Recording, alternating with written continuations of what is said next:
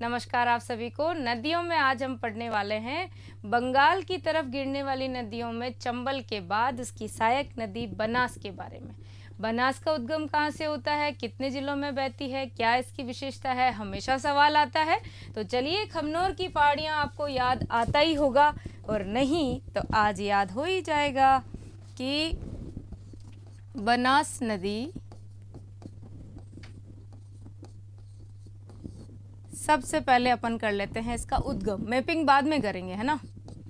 उद्गम कहाँ से होता है, तो देखो आजकल क्या छोटे छोटे प्रश्न बीच में से पूछ लेते हैं। सबको पता है खमनोर की पहाड़ियाँ, राजसमंद, लेकिन वैसे कहते हैं परशुराम जी से संबंधित स्थल और वेरों का मठ एक नाम आता है। तो आप वेरों का मठ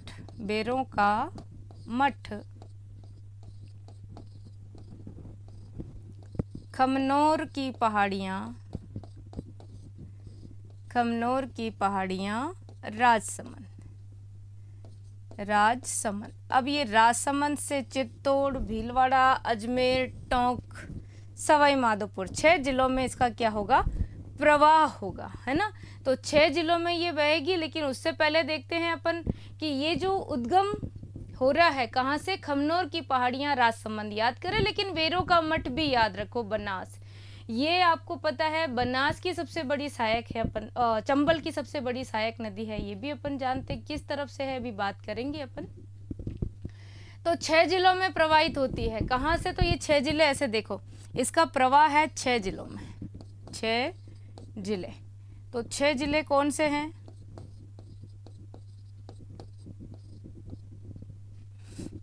राजसमंद से चित्तौड़, चित्तौड़ से भीलवाड़ा,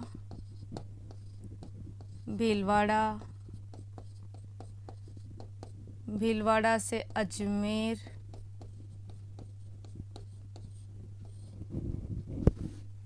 अजमेर से टोंक, और टोंक से ये सवाई माधोपुर। आप तो ऐसे याद रखो, अभी मैप में अपन देख लेंगे। और सवाई माधोपुर में ये नदी किस में मिल जाती है, चंबल में मिल करके, और सीप के साथ ये नदी संगम बनाएगी, रामेश्वरम संगम, त्रिवेणी बनाएगी ना, आपको पता ही है ये तो। यहाँ पे ये संगम बन जाता है। कहाँ बन जाता है, सवाई माधोपुर में बन जाता है, अपन को पता है। और वैसे यहाँ इस नदी की उपनाम देखते हुए देखेंगे कि इसकी खास विशेषता क्या है। तो इसकी उपनाम, कुछ चीज़ें, ज़्यादा बड़ी नदी नहीं, लेकिन फिर भी अपन को उपनाम याद रखना है कि इसे वन की आशा, आ जाता है सवाल ये, वन की आशा, वर्णाशा, वन की आशा, वर्णाशा, या फिर वशिष्ठी नाम से भी इसे जाना जाता है। आप ये जरूर याद करें, वशिष्ठी। ये इसके क्या हो गए, उपनाम। इसमें से एक ना एक सवाल बन जाता है। तो ये प्रवाह क्षेत्र 6 जिले याद रखेंगे आप। अब इसकी लंबाई कितनी है, क्या विशेषता है, अभी देखते हैं। फिर इसकी सहायक नदियां भी अपन याद कर लेंगे, कहाँ कहाँ ये संगम बना रही है वो भी अपन देखते हैं। तो सेकंड पेज पे अपन ले लेते हैं और देखें, पूर्ण बहाव की दृष्टि से, IMP पहले ही लिख देती हूँ, थोड़ा नीचे ही कर लेती हूँ। पूर्ण बहाव की दृष्टि से क्या आएगा, राज्य की सबसे लंबी नदी। पूर्ण बहाव मतलब उद्गम भी अपने यहाँ से हो रहा है, समाप्ति भी अपने यहाँ हो रही है। वैसे तो लंबी नदी चंबल है, जानते हैं अपन। तो ये पूर्ण बहाव की दृष्टि से लंबी नदी कौन हो गई, बनास। ठीक है। पूर्ण बहाव का मतलब भी होता है कि केवल राज्य के अंदर, इसलिए इसका सवाल बनता है जो आप कर ही लेंगे, इंपॉर्टेंट बात है। दूसरी सबसे बड़ी बात है कि इसकी लंबाई कितनी है, तो 480 किलोमीटर है, 480 किलोमीटर। और अपवाह क्षेत्र देखेंगे तो 9.80% है ना।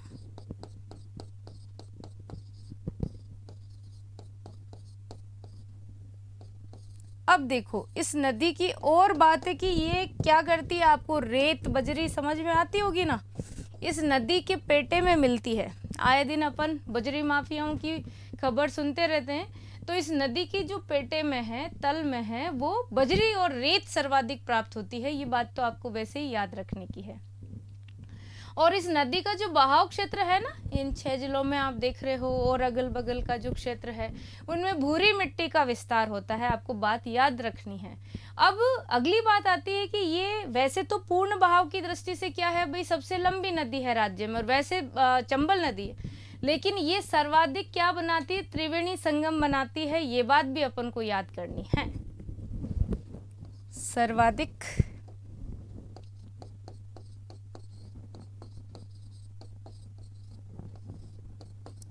त्रिवेणी संगम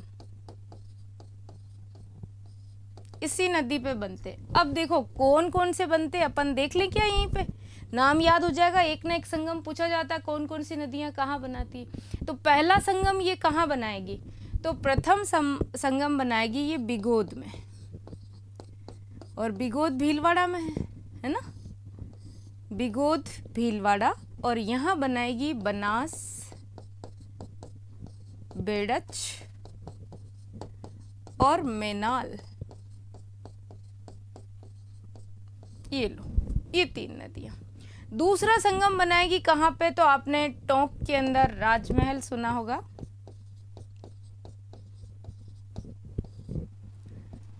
टोंक लिख दो, ये तो भीलवाड़ा सबको पता ही है, इतना तो। बनास है। अब यहाँ पे ये सर्वाधिक 2-3 संगम 4 संगम बना लेगी। तो राजमहल में जो बनेगा वो बनास, खारी और डाई के साथ है ना।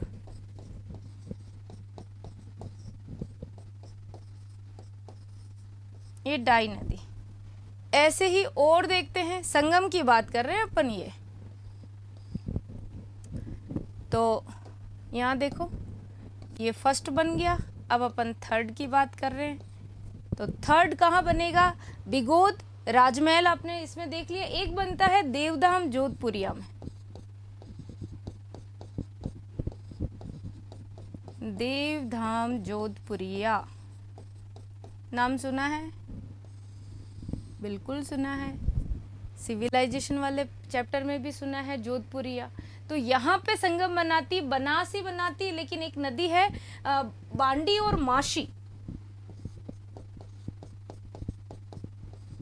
बनास माशी याद रखना, एक मानसी अलग है और बांडी, ये तीनों मिलकर के यहाँ देवधाम जोधपुरिया में बनाएगी।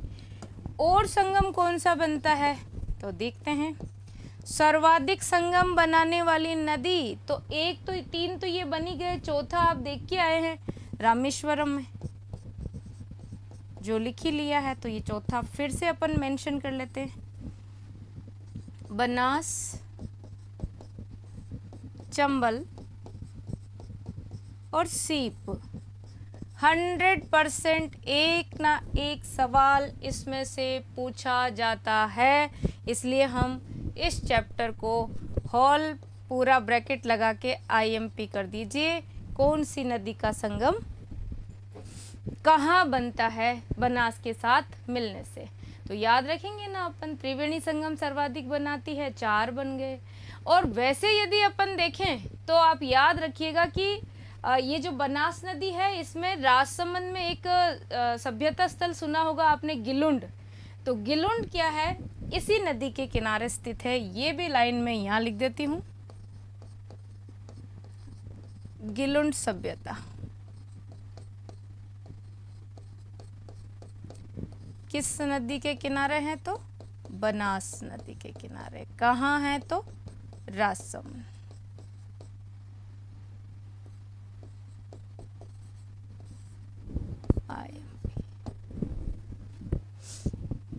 है ना, ऐसा ही है। ये चैप्टर जो 2 आपको दिखी, इधर वाली PDF और ये, इनमें से कम आपको 1-2 सवाल देखने को परीक्षा में मिल जाएंगे। अब देखिए इस नदी पे अपन देखेंगे कहाँ कहाँ बांध बनते हैं, है ना, लेकिन इस नदी का सर्वाधिक जो क्षेत्रफल आता है वो भीलवाड़ा के अंदर आता है, आप ये याद रखिएगा। और दूसरा ये बनास नदी जो बेसिन बनाती ना उसको पीडमांट के नाम से भी जानते हैं। वैसे आपको पता होना चाहिए, इंडिया की जब हमने नदियाँ पढ़ी थी तब एक टर्म हमने डिस्क्राइब किया था कि अध्यारोपित नदियाँ क्या होती है नदियों के प्रकार में। तो बनास और चंबल हमारे राज्य में इम्पोज्ड जो रिवर है, अध्यारोपित जो नदियां हैं उनका क्या है, बेस्ट एग्जाम्पल है। ये बात याद रखिएगा। और आप ये भी याद रखें कि ये जो नदी है ना, ऐसे प्रश्न आ जाता है कि कौन सी नदी है जो सर्पाकार बहती है। तो ये सर्पाकार बहती तो है आकृति में, लेकिन कहाँ बहती है, तो टोंक के अंदर ये सांप जैसी हो जाती है और टोंक को फिर समान भागों में उत्तर और दक्षिण में बांट देती है। तो इतनी सी बात अपन को किसके बारे में याद करनी है, चंबल के बारे में। अब चंबल की आती है सहायक नदियाँ कौन कौन सी है। यदि सहायक नदियाँ याद हो जाए हमें तो फिर बात ही क्या है, बन जाएगा हमारा। तो अभी सहायक नदियाँ याद करने वाला टॉपिक सबसे पहले लेंगे। और हाँ, अगर आप चाहें पहले तो ये लो, अपन मैप में भी देख लेते हैं।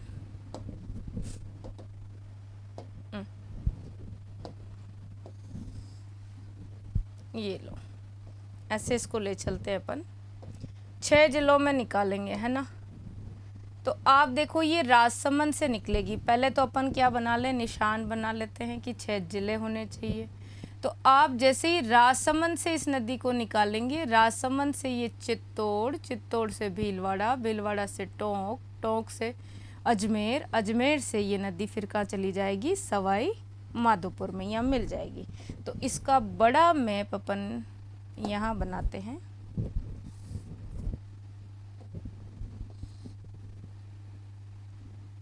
ले लेते हैं यहाँ से, ये नदी यूँ निकली, यूँ निकली, यूँ निकली, यूँ निकल करके ये यहाँ बहेगी ऐसे, ठीक है। ये नदी कर लो, थोड़ा ज़्यादा हो गया तो कम ले लेते हैं। यहाँ से निकलेगी, ऐसे जाएगी, ऐसे जाएगी और ये मिल जाएगी। लो, अब ये कहाँ है, तो खमनोर की पहाड़ियाँ, वेरो का मठ आप याद रखें, वो अपन यहाँ बना लेते हैं। यहाँ से निकली है ये नदी, ठीक है। तो यहाँ सबसे पहले आया कौन, खमनोर, तो लिख ही रहे अपन।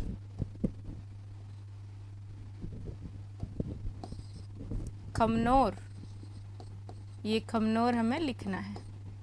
लेकिन अब इसकी यदि हमें बांध याद करने हैं ना, तो बांध में छोटे छोटे से अपन क्या लगा देते हैं, मार्का लगा देते हैं कहाँ कौन से हैं, तो ये थोड़ा सा अपन को याद हो जाए। ये नदी 6 जिलों में बहती है। लेकिन इस नदी में बांध कौन से हैं, तो आपने कभी नाम सुना होगा। टोंक के अंदर तो सबने नाम सुना है, कौन सा, तो सबको पता है कि बीसलपुर है, सुना है ना। लेकिन सबसे पहले अपन करते हैं कि ये जहाँ से निकल रही है राजसमंद से, वहाँ पे भी क्या है, 2 आप इस प्रकार के बांध देख लीजिए जो आगे सिंचाई परियोजना में भी काम आएंगे। तो मैं यहीं पे छोटे छोटे ये ऐसे बांध बनाऊंगी, ठीक है। ये लो, अब इनको डिस्क्राइब तो करेंगे ही, आगे और बनेंगे बांध। जैसे ये चित्तौड़ की तरफ आएगी तो बांध बनाएगी, कौन सा बनाएगी, तो चित्तौड़ की तरफ ये यहाँ बनाएगी मातृकुंडिया, ये टोंक में बनाएगी, बिल्कुल बनाएगी, ये सवाई माधोपुर में बनाएगी। बस अपन को ये याद करने हैं। कैसे करेंगे देखते हैं। सबसे पहले आप ये लिखो, राजसमंद के अंदर नंद समंद, याद रखो ये कौन सा है, तो ये नंद समंद बांध है ना, नंद समंद। कहाँ नंद समंद, तो ये राजसमंद की बात है, राजसमंद कहाँ, ये वाला, ठीक। ऐसे ही ये कौन सा आएगा, तो ये आएगा हमारे इधर बाघेरी का नाका,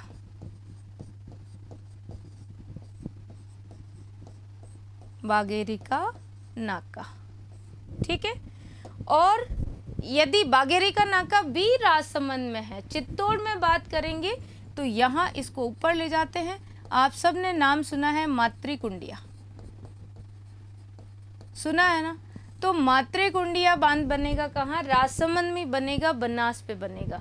फिर ये टोंक के अंदर जैसे ही आएगी तो आप सबको यहाँ पता है कि बीसलपुर है। ये तो हमें कोई ऐसे याद रखने की बात ही नहीं, जन्म से ही पता है बीसलपुर।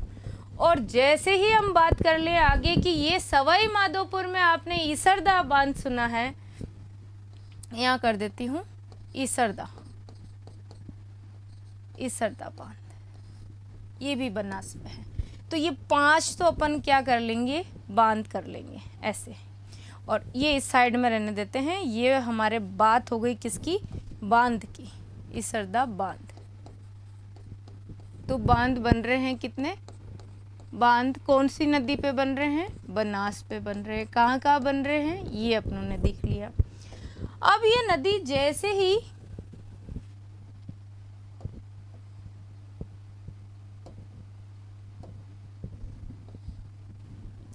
ऐसे राजसमंद से निकली, राजसमंद से निकलते हुए ये चित्तौड़, चित्तौड़ से भीलवाड़ा, भीलवाड़ा से अजमेर, अजमेर से टोंक, टोंक से फिर ये सवाई माधोपुर, सवाई माधोपुर से ये मिल जाएगी किसमें? चंबल में मिल जाएगी। इतनी सी चीज़ हमें थोड़ी सी याद करनी है, मिल जाएगी ना। ये पहाड़ियाँ हो गई खमनोर की।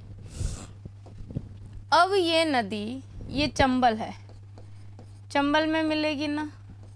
उससे पहले अपन बात कर रहे हैं तो ये सबसे पहले संगम जब बनाएगी तो कहाँ कहाँ संगम बन रहा था भाई? आपने देखा ये नदी सर्वाधिक संगम बनाने वाली नदी है।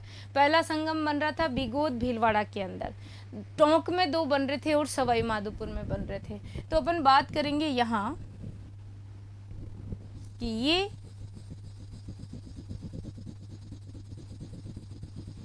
बिगोद में बन जाएंगे,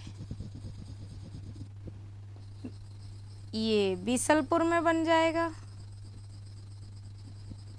ये देवधाम जोधपुरिया में बन जाएगा, और फिर ये संगम बना लेगी यहाँ सवाई माधोपुर में। तो अपन ये संगम की बात कर लेंगे। बस ये नदी याद रखनी है। सबसे पहले यहाँ आपने किया वो कौन सा हो गया त्रिवेणी संगम? तो बिगोद याद रख लो, बिगोद। ये कौन सा हो गया? बीसलपुर, बीसलपुर। ये कौन सा हो गया?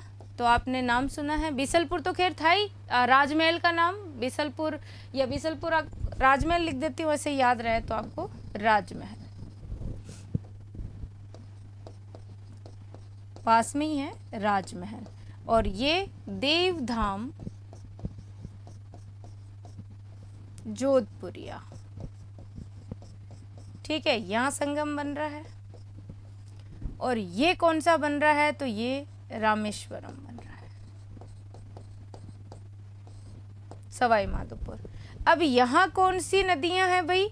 ये इसमें देखोगे आप तो ये बनास है, खुद बनास। मैं यहाँ पे इसको तो बनास नाम दे देती हूँ ताकि आपको याद रहे। ये सब 2 ही याद करनी है। तो बेड़च और मैनाल, क्लियर। राजमहल में आपने खारी डाई याद करनी है ना। तो यहाँ अपन क्या करेंगे? खारी, खारी और डाई। यहाँ पे कौन सी करेंगे? तो यहाँ मानसी और बांडी। और यहाँ पे कौन सी आएगी? तो यहाँ पे चंबल, यहाँ कर देती हूँ चंबल,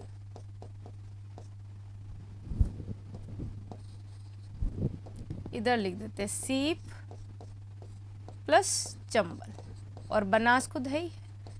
बस 480 किलोमीटर, 9 पॉइंट कितना करोगे इसका अपवाह क्षेत्र याद? तो 9.80%। इसके उपनाम 6 जिले हमको याद है। अब बात आती कि इसकी सहायक नदियाँ कौन सी है। ये यदि याद हो जाए तो फिर कहना ही क्या, सारी चीज़ें याद है। तो एक बार अपन सहायक कर लेते हैं, उसके बाद अपन चलेंगे सबसे कि सहायक नदियाँ याद होने के बाद उनकी मैपिंग, कहाँ कहाँ कौन कौन सी नदी निकलती है और किस में मिलती है। तो सहायक नदियाँ कर लेते हैं। बड़ा हो रहा है ये। सहायक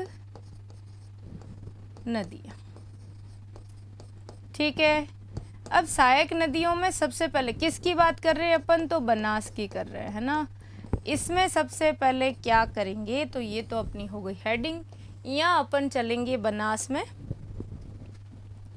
मानसी, सहोदरा, कालीसिल,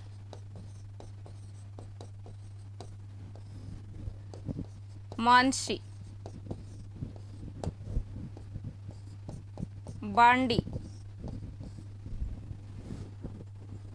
बेड़च। ठीक है, ये सहायक नदियां आपको बिल्कुल सिस्टम से कैसे याद होगी, तो आप करोगे ऐसे ट्रिक के माध्यम से। खारी, डाई, ढूंढ, ढील, मोरेल,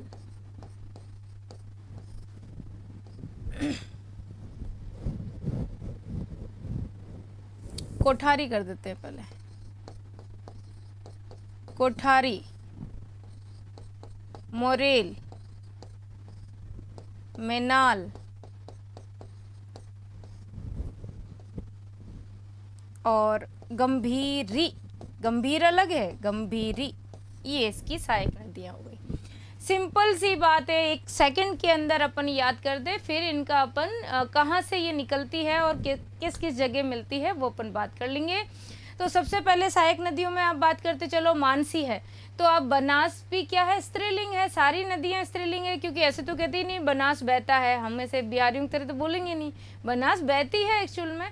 तो बनास की सहेली है, सबसे पहले कौन आएगी, तो बनास की सहेली आएगी, आप तो बहन याद करो। बनास की सहोदरा है कौन, मानसी। मानसी सहोदरा किसकी है, बनास की। मानसी सहोदरा बनास, मानसी सहोदरा बनास, तो बनास मानसी सहोदरा। बनास की सहोदरा यानी बहन है मानसी, याद रह जाएगा। ये बहन अपनी मासी के पास रहती है, और मासी कैसी है, काली। माँ काली बामणी थी काली सिंध के साथ, ये काली सिल है कैला माता वाली। तो काली मासी, और ऊपर से वो बांडी भी है। बांडी राजस्थान में बोलते हैं हु हैज गॉन मैड। बांडी बेड़, बेड़ बोलते हैं ऐठीली, वो नहीं होती ऐसे बोलो कुछ और जवाब उल्टे ही मिलते हैं। कि मैडम आप ज्योग्राफी पढ़ाओगे, हाँ नहीं नहीं मैं तो संस्कृत पढ़ाऊंगी। जवाब उत्तर देना था, हाँ बिल्कुल पढ़ाऊंगी, और यहाँ आंसर क्या मिल रहा है, तो ऐसे बेड़ वाले, बेड़ आ जाती है उनको, ऐसे लोग होते हैं। काली मासी बांडी बेड़ के पास रह रही है, याद रखना। काली मासी बोल रही हूँ इसको, क्योंकि मासी और मानसी में आपको थोड़ा सा भेद करना पड़ेगा। तो मानसी सहोदरा है बनास की, वो रहती है काली मासी बांडी बेड़ के पास में। एक दिन क्या हुआ, घटना घटी कि उसके पेट में बहुत ज्यादा दर्द हुआ, इसके किसके, मानसी के। तो उसने अपनी मौसी मासी को उठाया, उठ मासी मेरे को क्या हो रहा है, वो तो बेड़ तो थी सी, अपन को पता है, तो दर्द हो रहा है पेट के अंदर। तो बोली सो जा, अभी तो 1 बज रहे हैं। तो 1 बज रहे हैं, फिर उसने अपनी बहन को फोन लगा दिया कि बनास दीदी ऐसे तो मैं तकलीफ में हूँ, और ये कह रही कि 1:30 बज रहे हैं, सो जा सुबह बताएंगे डॉक्टर को। तो कहती चिंता मत कर, मैं किसी और को पड़ोस में फ़ोन करती हूँ। फ़ोन करके वो किसी से बोलती कि मैं मानती हूँ आप किसी गांव में रह रहे हैं जहाँ डॉक्टर अवेलेबल नहीं हो सकते इस समय, लेकिन दाई माँ उस समय बहुत अच्छा डॉक्टर हुआ करती थी गाँव के अंदर, उनको बुलाओ। और दाई भी ऐसी होनी चाहिए एकदम खरी, जो स्पष्ट बोल दे कि ये स्थिति है भाई। तो खारी डाई ढूंढो जल्दी से, खारी डाई ढूंढ, ढील मत दे इस काम में। मेरी इतनी सी बात को समझ रहे हैं, उनको तो याद हो जाएगा। खारी डाई ढूंढ, नो ढील, अदरवाइज मेरी सिस्टर कोमा में चली जाएगी, कोमा में, और स्थिति हो जाएगी गंभीरी। सब फीमेल है, सिचुएशन भी फीमेल है। को फॉर कोठारी, माँ रेल मोर रेल में ना ल, और स्थिति गंभीरी। आई थिंक याद हो गई होगी, नहीं हुई है तो एक बार और आप मेरे संग संग बोल लीजिए। मानसी सहोदरा, कालीसिल, मासी, बांडी, बेड़च, खारी डाई ढूंढ ढील, Kothari Morel Menal Gambhiri. I think याद है। तो ऐसे ही बिल्कुल चुटकियों में आप नदियों को याद करते रहिए। मिलते हैं अगली क्लास में अगले टॉपिक के साथ। तब तक आप सभी को wish you all the best. जय हिंद।